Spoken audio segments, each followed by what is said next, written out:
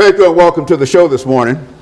The topic this morning is Tennessee State University, and we're fortunate to have with us the president of Tennessee State University. And of course, Dr. Glover, let me welcome you to the show this morning, and to remind our audience that your name is Dr. Glender Glover, the president of Tennessee State University, and we might say that you've been a very, very active president at Tennessee State University, and some of our audience have asked for you on many times since you've been here, and we're just glad to have you here now, and so that they'll know that we made an attempt to bring Dr. Glenda Glover to our television show, and she simply represents the latest of all of the presidents that our audience has had an opportunity to meet on this particular show, and so we're just glad to have you here.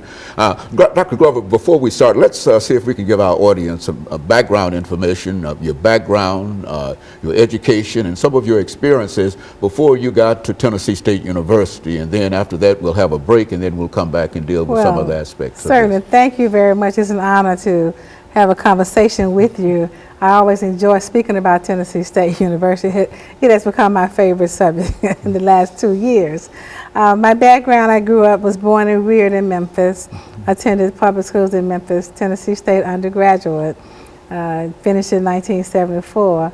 It's just a real honor and a real blessing to come back to the very grounds, the foundation that gave me my start, to now come back in such a wonderful leadership position.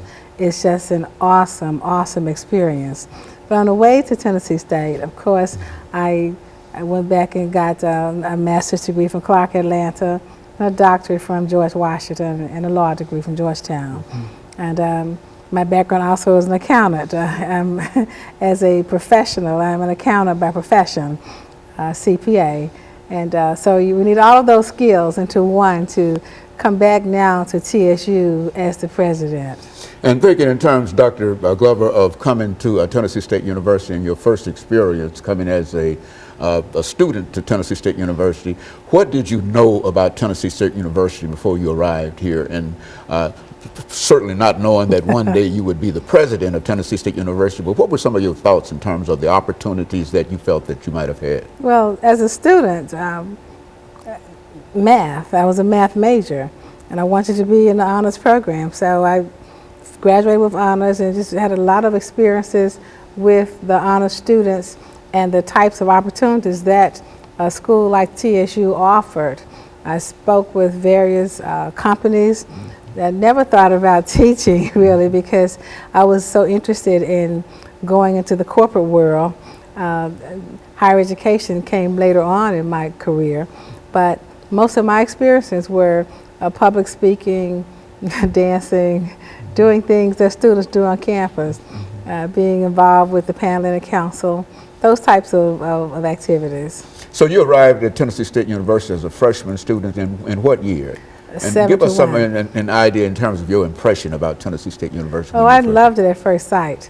I got there, you know, students make decisions based on some form of academic programs. I wanted to major in math. It wasn't so much the math program, it was the individuals that I knew who had attended Tennessee State and had done so well in their careers and were influencing me. And it was excitement about having been a student at TSU, and they came back to my church and my community, and they talked it up. So I said, well, let me just go and see what they're talking about.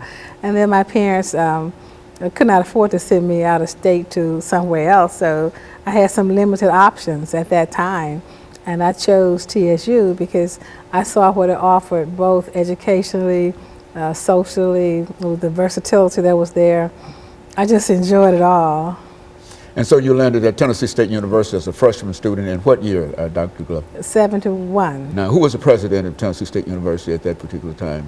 Dr. Torrance. Dr. Torrance? Torrance, yes. So what did you think about Dr. Torrance and the faculty that you met at Tennessee State University? Well, the faculty was so caring and nourishing, I mean, nurturing. And Dr. Torrance was very accessible. He would sit and talk with students in the cafeteria. He was very, he was easy to speak with, and he was always around. You wanted to do something that may not have been so acceptable by the standards of the faculty. He was there. You look up and he was standing right there. So he was always there. Very good. And so, Dr. Glover, we're going to take our first commercial break, and we're going to come back and deal with some other aspects of your journey at Tennessee State University. And we'll be back with our audience following this very, very short commercial break.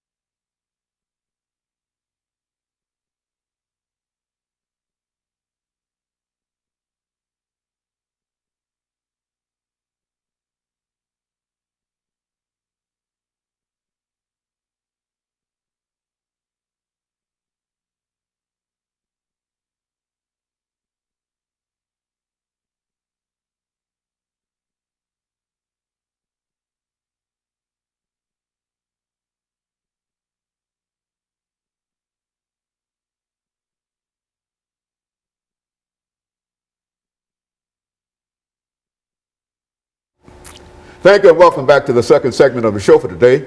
We're talking to Dr. Glenda Glover, the president of Tennessee State University, and she's given us some information in reference to her background, education, and experiences. And now she will talk about coming to Tennessee State University. Some of the individuals that she met at Tennessee State University had influence upon her, and how she was able to achieve academically at the institution at a time when many people felt that these kinds of institutions were not doing what they ought to do. Talk about it from that perspective. Well, from an HBCU perspective, the first thing I had to decide was, am I going to attend HBCU, yes or no? So I made that decision that I wanted to attend HBCU, Historically Black College, and then Tennessee State rose to the top of the list. And then coming here, I met so many wonderful individuals, the faculty, staff. Of course, I have five that always come to mind. Of course, two are deceased now, the two Gassaway sisters, Dr. Sadie Gassaway and Dr. Pearlie Gassaway. But the Williams, Dr. McDonald Williams and Jamie Williams. They've both been in that seat. Yes, they now live in Atlanta. And they were so tremendously influential in my life, in my career.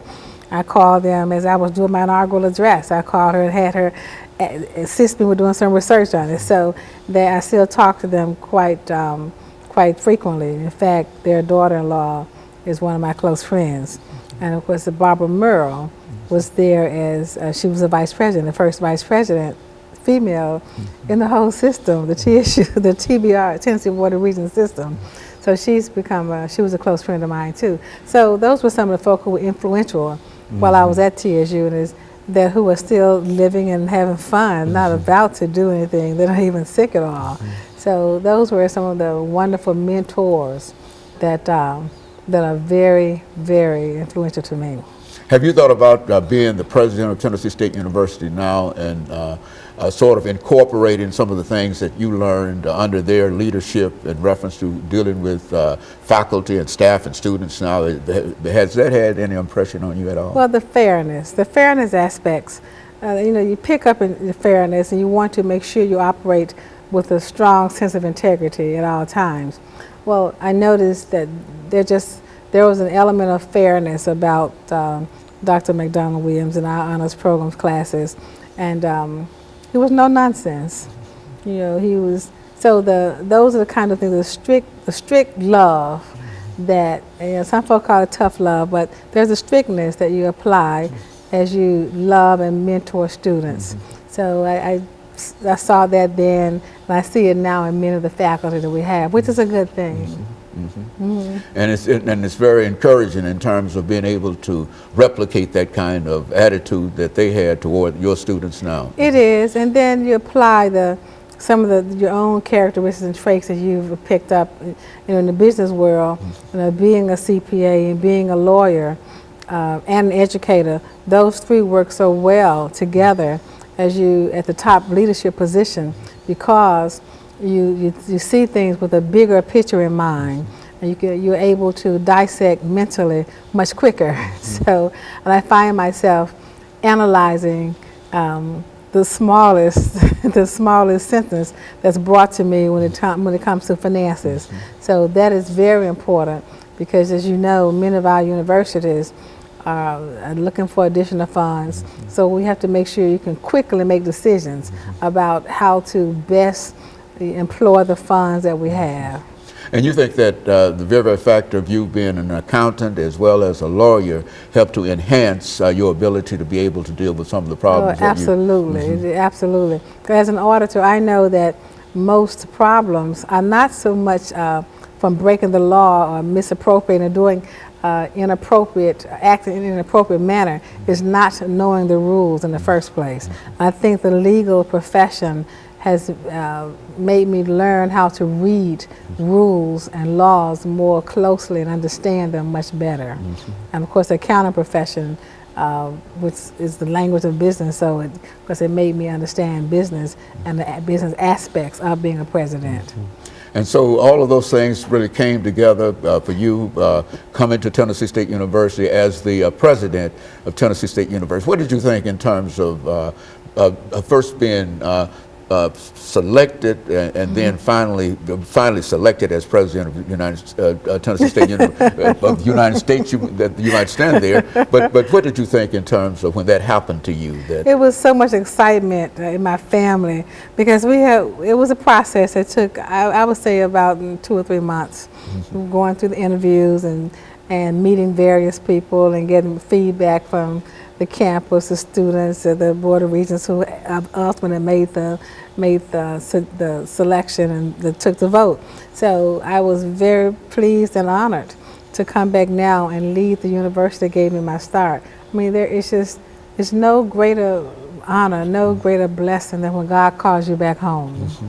And there you were at Tennessee State University, selected as the president of that great institution, now to move that institution forward. And you are moving the institution forward according to everything that we see in the newspaper and everywhere else. And when we come back, when we have our second commercial break, what we'd like for you to do is to think in terms of how you are moving the university. That is, some of the principles that you've laid down, and we might, I think in some instances, refer to them as challenges and opportunities, and recognizing that. And that's what we want to talk about. I think that I've heard you on many occasions lay out 5 or 6 points in terms of what you're trying to do in terms of enrollment and et cetera, et cetera. And so that's, I think that our audience would be really concerned in terms of hearing that kind of information and about how you are working hard in a real sense to make sure that students have an opportunities, even those students who somehow might not have been doing the things that they ought to do to have that opportunity, but there you are. Yeah, and I think that the community is aware of all of the things, and I want you to talk about that. Thank you.